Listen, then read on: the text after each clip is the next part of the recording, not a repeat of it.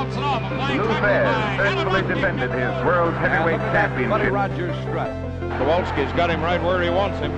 Dory Funk Jr. wanting that World Heavyweight Championship. 10 pounds of pure gold. Simon Felder's Dusty Rhodes has just become the World Heavyweight Wrestling Champion. Presenting the greatest organization in wrestling history. We always deliver on our promises at the National Wrestling Alliance. Yeah, but pretty hard, and look at what are you going to work now? Oh! Hey everybody, it's Durger time. Thank you for joining me once again for another episode of NWA, the Dynasty. Our financials are quickly starting to look dire. We are now losing $71,000 a month, which is quite a bit of money, down to just a little under $500,000 in our war chest. What I'm hoping for is I am hoping that we see a bump in our sponsors as we are larger now this month, but we are certainly incurring a lot of cost. A lot of that additional cost, of course, coming from our production. Our training, though, is looking bad, and I think, I have the Nightmare Factory. I don't think we can shrink it. We can upgrade, we can shut down, but we cannot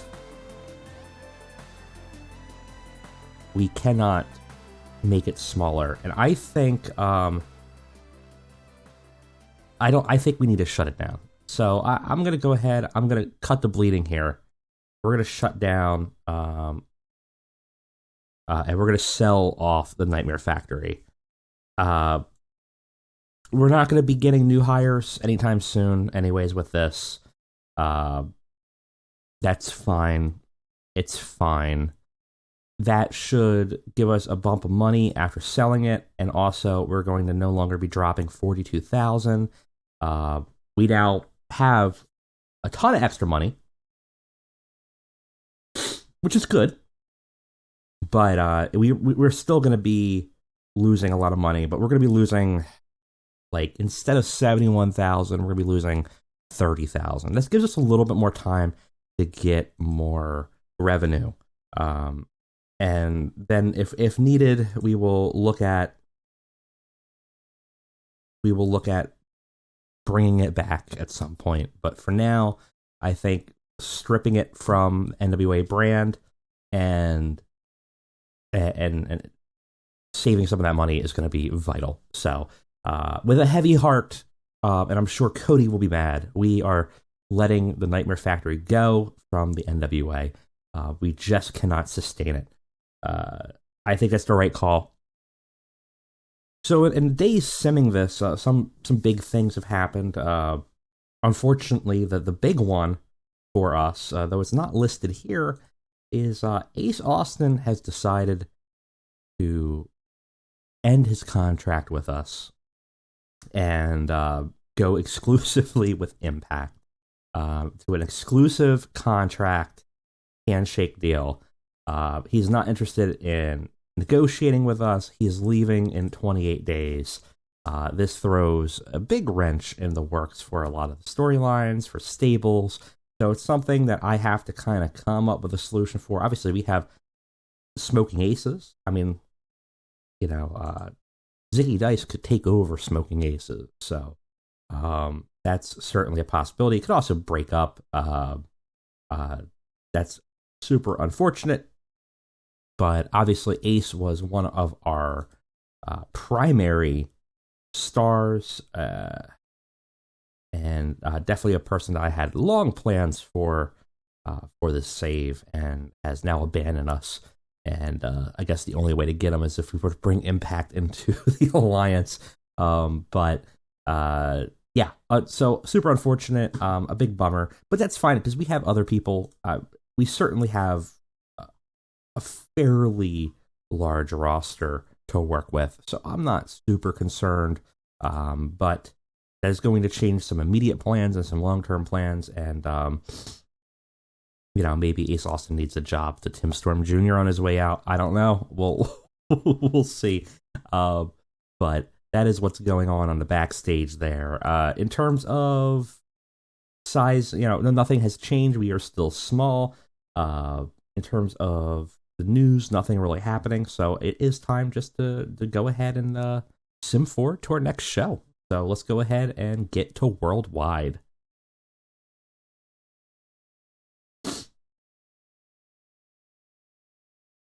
Okay, we got some backstage incidents. Looks like it's probably just protege work. Oh no, it is a wrestler's court. Roy Knight brought before wrestler's court, accused of making a mess backstage and not cleaning it up. And he annoyed everybody else.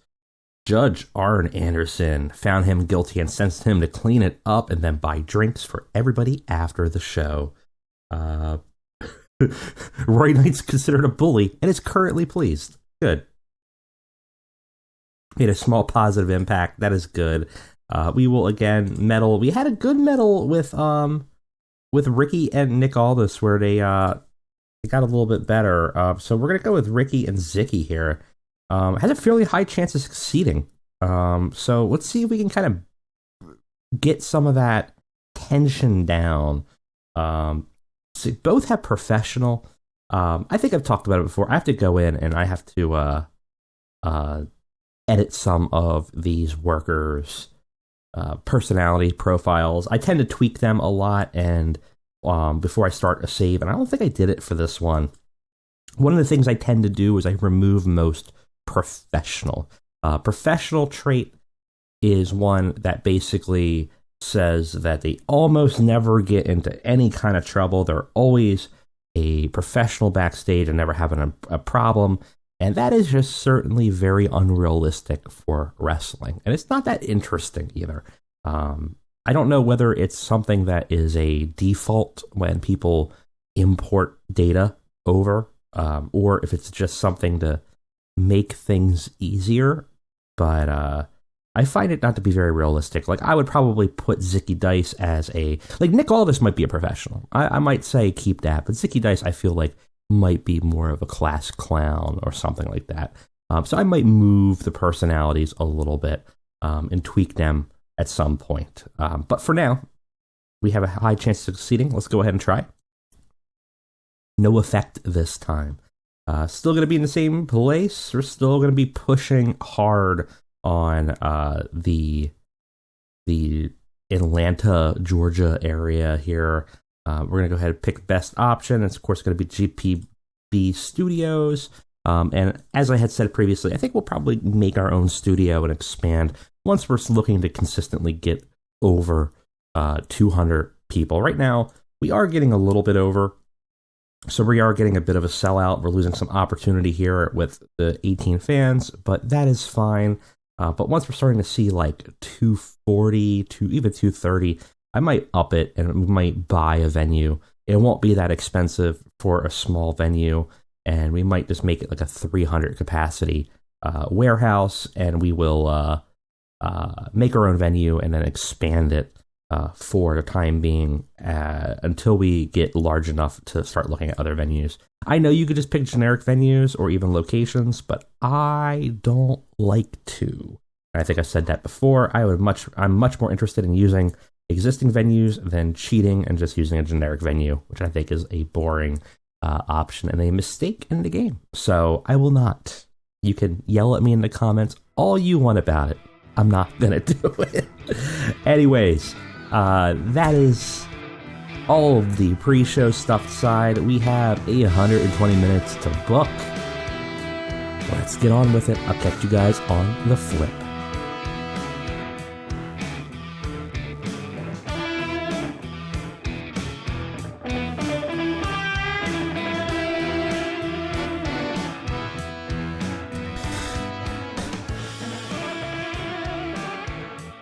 All right, we have a show. We got a full 125 minutes, 4 pre-show segments, 3 matches in the pre-show, and we are getting dangerously close to the finale of our tournament. Doing pretty well here. We have Ricky Starks at this point still has some matches with 5. Homicide has 2 matches but is pretty much eliminated with 2. Nick Aldis is in the game with 2 matches and 5. Joe Heading maybe could has 2 matches but has a 3. Jacob Fatu has 1 match and left and a 5. Colby Carino has 1 match left and a 4. Lance Archer has 1 match left and a 4. Black Taurus has 3 matches left and a 5. And Davey Boy Smith Jr. has 1 match left and a 3. So we are getting very close to the finale of our brackets. Very excited to kind of wrap up the tournament, see who our television champion is going to be. It's not going to happen in this show, but we're getting very close to the finale of that. So with no further ado, let's go ahead. Let's get on to the show. Speaking of Strongbow Memorial Tournament, we got Davey Boy Smith Jr. and Homicide. Davey Boy Smith Jr. defeats Homicide in 12 minutes with a British Bulldog Bomb. Homicide had a 48. Davey Boy Smith Jr. had a 52. The match itself was a 52. It's actually a pretty good pre-show match. Maybe shouldn't have had this on the pre-show match. I didn't expect this to do as well as it did. But that gives Davey Boy Smith Jr. a win, but I think that finishes out his run. Does not have enough to advance in a tournament and win. Homicide also effectively eliminated as well, though I think he has 1 more match. We got Ramona Riot versus Camille. Ramona has not had much to do. We're going to have to find a storyline for her at some point. But right now, obviously, we're kind of leading with the Jamie Hayter, Allison Kay storyline, and also have something going on with Delilah Doom. So right now, that she's kind of on the back burner. Giving her a match, give her something to do, give her a win here. She defeats Camille in 12 minutes, gives her a destination unknown. 49, it's not too bad. Ramona has a respectable 56. We pretty much could put her in any feud, and she's going to be good. Camille is essentially a jobber for us, so that's fine. She seemed a little bit off her game, though she was a little bit weaker than she really should be. In our other pre-show tournament match, we have a little bit of an upset. Power of the Dynasty showing its head, but maybe too late for Axel. But he's been getting these wins ever since joining the Dynasty. He defeats Lance Archer in 12 minutes by pinfall, gives him a McGillicudder. Of course, though, Archer had gotten interference with a foreign object by Zach Knight, who was ringside. The Dynasty coming in, showing that they're here to protect their own, and definitely allows Axel to get a win above his station. Axel had a 51. Lance had a 62. But Lance, unfortunately, loses this match. Afterwards, the Knights celebrate with Axel, but they all immediately scurry away after they see Archer rise. Archer, of course, going to be a bit of, not necessarily a monster, but definitely booked strong. And certainly going to be a prominent force for us after the tournament. But right now, not looking good for him. Axel, a little bit on the rise. Can he do it, though? Can he get the television championship? Can he win the tournament, win it all? We will certainly have to see. We start the show off with a backstage interview. They did very well. It's a very candid interview with Cody Rhodes. He's just talking about the landscape of the NWA, and the interviewer's talking to him. He's like, what's it like in here now? Like, what do you envision the NWA? What do you think of all the new talent coming in? And he says, I'm not surprised that all the talent wants to be here. I made an Ellis Island of pro wrestling before, and I've done it again here. People want to prove a legacy. They want to prove that they're the best. They want to prove they're a family right. They want to do all these things, and they want to hold this belt that means so much to the history and the tapestry of pro wrestling. And whether they're former champs or new prospects. And I get it, and I respect it. But I'm the champ. And he says, he's asked then about, Remy Zane, who has now shown up, and if he's now into the mix, what is Cody's feeling about his prospects? And Cody just laughs and shrugs him off. He says, I get Remy, honestly. We both basically came from the same place in a certain way. He obviously was born on the indies and made his way up, but we both got our stardom and our star in the same place. But he never got the respect there that he deserves, I think. And I respect that he's here. But there's a difference between him and I. I came out here and I proved that I'm a star and that they were wrong. And Remy, I think he's proved that they were right. And he's got a glass ceiling. And maybe even a glass jaw. He can try to come for the title, but it's not going to go well. So, he's obviously saying that Sami Zayn, Remy Zane, is he was stuck in a role in the WWE for a reason, and he's not on Cody's level. We move on to another of our Strongbow Memorial Tournament matches: Black Taurus versus Jacob Fatu.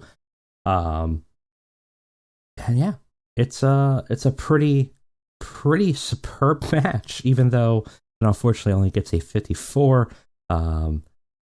Maybe a little bit too short. No, it's 15. I mean, I don't know what held this back, to be honest. I would expect this to be in the 60s. I was penalized for heel face combination. Yeah, that's probably one of the big issues here. But still, 54 is not too bad. Black Taurus defeats Jacob Fatu in 15 minutes with pinfall and advances. I think he's undefeated, or he might have one loss. Some people were saying in the comments about Jacob Fatu, and yeah, I don't know. I didn't want to necessarily book Fatu as a monster. I know in MLW he was, but I feel like we already have some monsters. I think we are going to book him more as just a very tough brawler. Taurus really is our monster, our unstoppable beast, and you'll see that as we kind of go through this tournament. That's sort of I don't think we need 3 monster heels. And is that misusing Fatu? Maybe.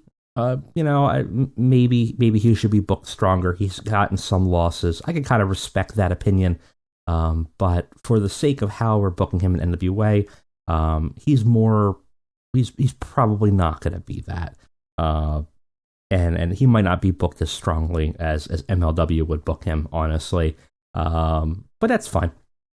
But Taurus, in terms of actually being our monster heel, is certainly our monster heel, who has now defeated Fatu. I think he has 6 wins now. So, and then 2 more matches to go. Certainly looking like he is a favorite to win the tournament. Gets us a 54. Afterwards, Black Taurus and Alley Catch are out there, and Taurus just starts to kind of roar, act like a monster. Alley Catch is smiling, proud at her pet. This does pretty well. Crowd seems to like this group. I thought they had a chemistry bonus, but apparently not during angles, so unfortunate. We got Smoking Aces versus the Clone Dynasty. Smoking Aces win this match against Clones. Ziggy Dice actually pins Carlito. This is the return of Jarek 120, and it's not great. Not a great match. Jarek only pulls a 31 here. Matthias Breeze a 48. Ziggy Dice only a 45. Meanwhile, the Orlandos are all about evenly matched. Carlito, is Carlito the best? No, Matthias is the best performer here. Carlito, second best performer here with a 48. I kind of thought this match would have done a little bit better, but I guess Jarek pulled it down a bit. Also, we probably got a penalty for face-heel combo issues. Ziggy and Crew obviously are heels. The Clone Dynasty obviously are heels, so the combo between both of them didn't quite work, but we wanted a triple threat. I wanted to have, or not triple threat, I wanted a trios match. I wanted Jarek in a match after coming back. Did get the crowd hotter, but it is a little bit of an unfortunate rating here for us. Afterwards, we have a segment where Ziggy goes backstage and confronts Ace Austin, who is looking manic as ever. And Ace Austin is looking unhinged lately. And Ziggy kind of confronts him, and he says, "Where the hell were you?" He said, "We could have used you ringside with the Colognes."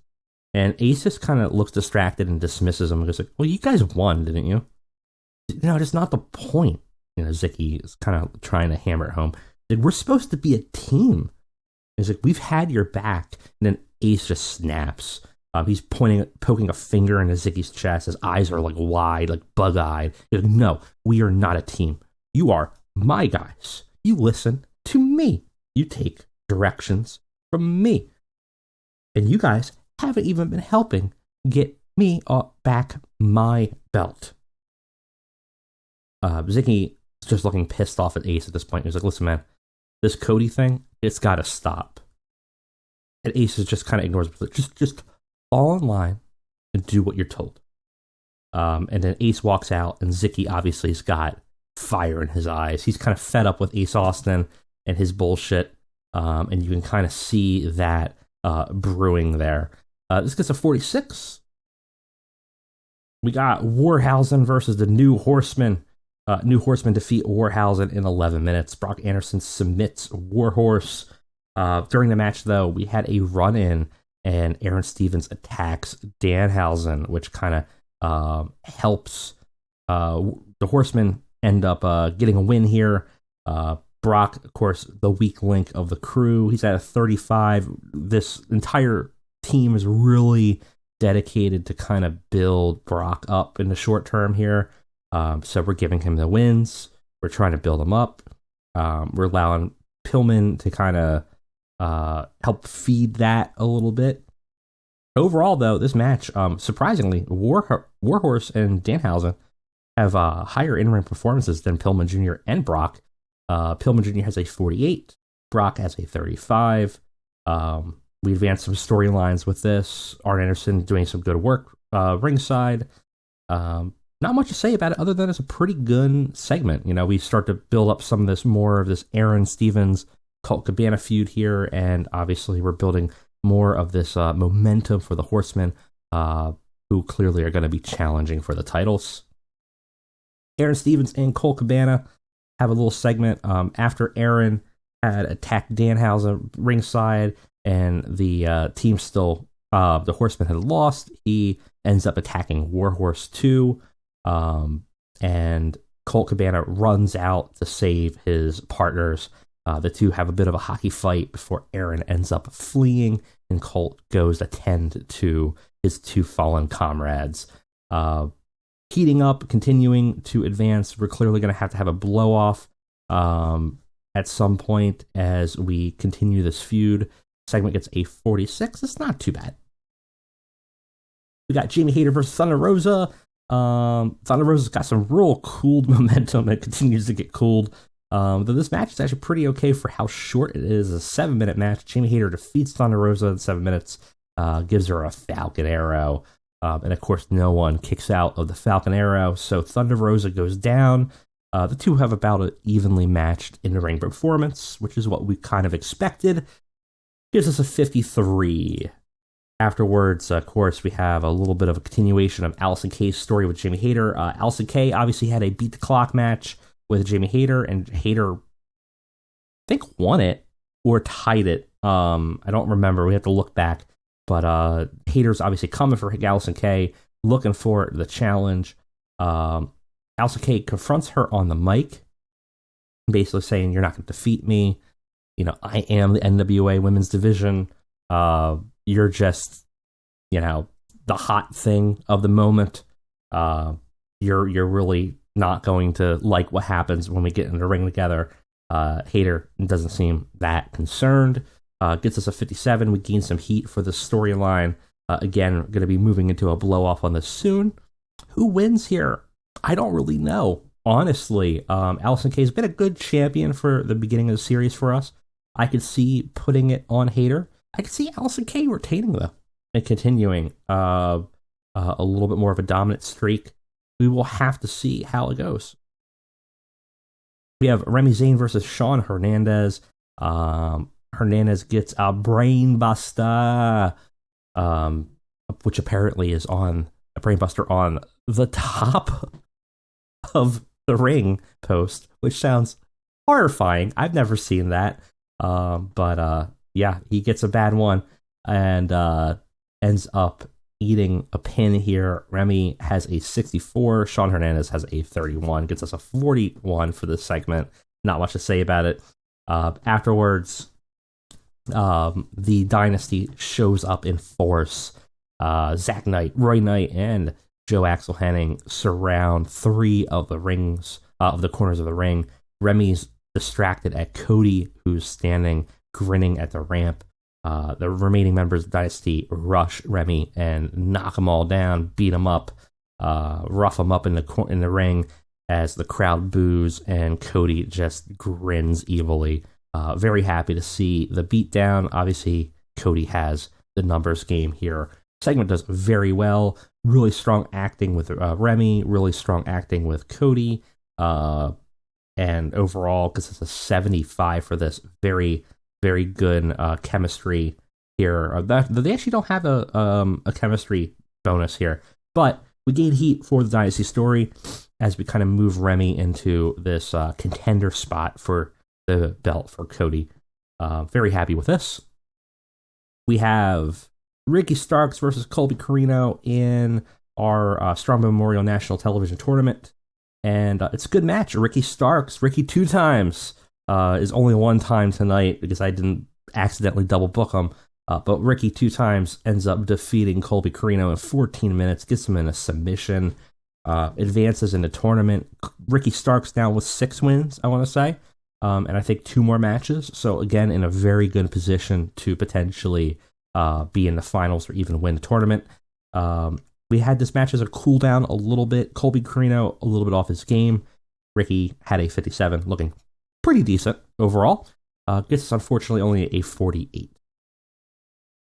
We got Ace Austin versus Eddie Kingston. Eddie's not been on the show for a while, so I wanted to give him a match. I don't have a storyline for him right now, but I think we'll move him into something after some of our other feuds kind of coalesce. This had great heat, good wrestling. Eddie Kingston defeats Ace Austin by pinfall. Members of Smoking Aces were out there, but there was some shenanigans. Doesn't look like they helped Ace that much. And that ended up leading to Eddie getting a big win off of Ace Austin here after 15 minutes. Gets a 52.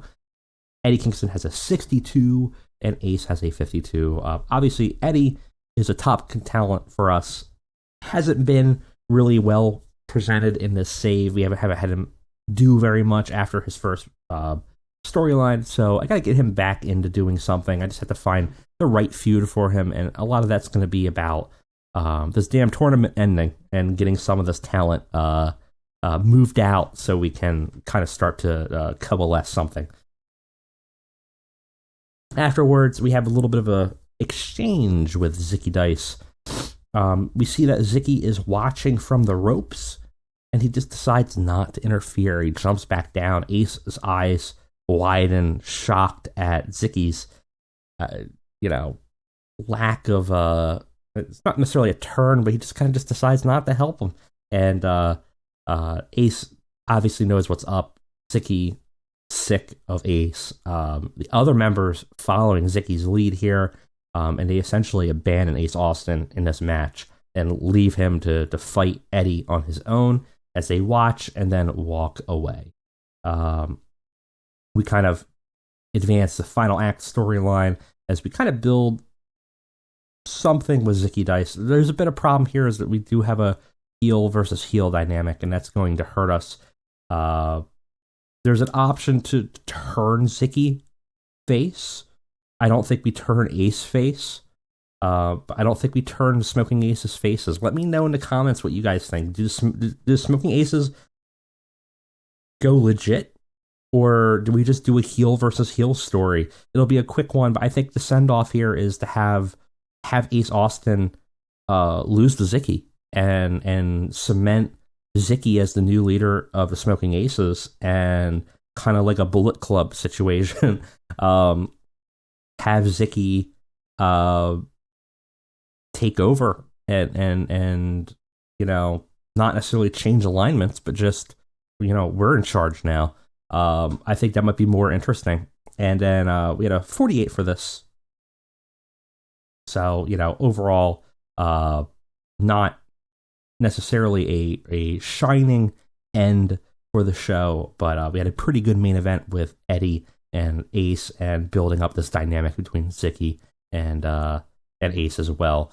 So finishing the show, we had 51, a little bit weaker than we used to. We're gonna be getting these worse ratings because of these damn broadcasts, but we just can't. I could try to get rid of one extra and maybe get us to 53s, but it's gonna be rough. I think Remy versus Cody is gonna give us big numbers, looking at how green that is when we do it. But it's definitely going to be a problem as we are getting these production penalties are definitely going to be impacting our overall rating. So something to look at. Overall, though, not that concerned because we are still increasing our popularity in all the regions we're being shown in. We just need to get more eyes on the product.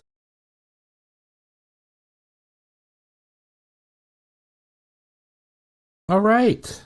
We are back. We had a pretty good show. I'm kind of happy with it overall. Doesn't look like there's anything special happening in the news here, other than the show went down really well. Feedback was excellent. So, overall, I think we're still doing well here. Moxley staying with AEW, which is not a shock. We would not have been able to hire him anyways. So, certainly not something that we would have worried about. But I'm wondering what if his contract is open. Exclusive written, so he's locked down at this point. No GCW shows or anything like that. So let's go quickly over our tournament before we leave for the day. Here we got Ricky Starks at 6, Homicide with 1 match left against Black Taurus. Good luck. Black Taurus only has 1 loss so far, and that is against was that Lance Archer? Yeah. Lance Archer.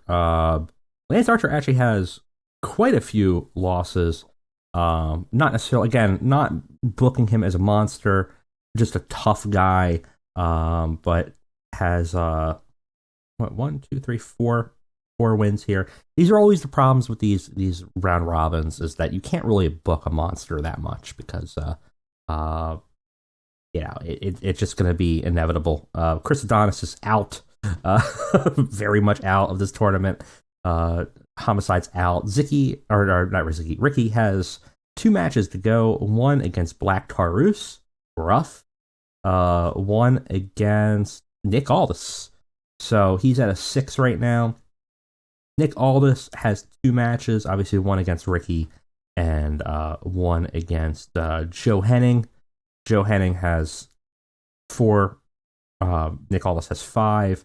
Joe Henning obviously has that match against Nick Aldis. Jacob Fatu is now out of the tournament. Colby Carino is now out of the tournament. Lance Archer is now out of the tournament. So the only people left in this tournament at this point are Black Taurus with 6. Joe Henning with 4. No, he's going to be out of the tournament, though, because no matter what, he basically is kingmaker here for Nick Aldis for if Nick Aldis is going to advance or not. Nick Aldis has 2 matches left, so has a potential to eke this out. And Ricky has 2 matches left. So it's Ricky, it's Nick Aldis, and it is Black Taurus, sort of our final 3 here at this point in the tournament, to see who is going to be crowned the television tournament champion. So pretty cool. We did get some good amount of cash in that sale. So, again, now looking more at 24 down, though the amount of money we spent from workers is concerning. But our sponsors, as predicted, went up a little bit. Broadcast revenue, though, a real bummer and something that we desperately need to get more of, which we'll be looking at when we look to advance to a different show in, like, I think 40 days or something like that. So hopefully that will change for us. But for now, it's looking like probably going to be losing probably about that 25K, which is a little bit better than hemorrhaging. Unfortunately, we had to get rid of the training facility in the process. But that's fine. Anyways, if you have not subscribed yet, please do so. And we are very close to 2K. When 2K hits, a new series will unlock, and we'll have a trailer for a debut of a brand new series I'm very excited about. It's been a long time coming, and it's one that I think people are really going to dig. So look out for that. Anyways, that's it for me today. Thanks for watching. I'll see you guys next time.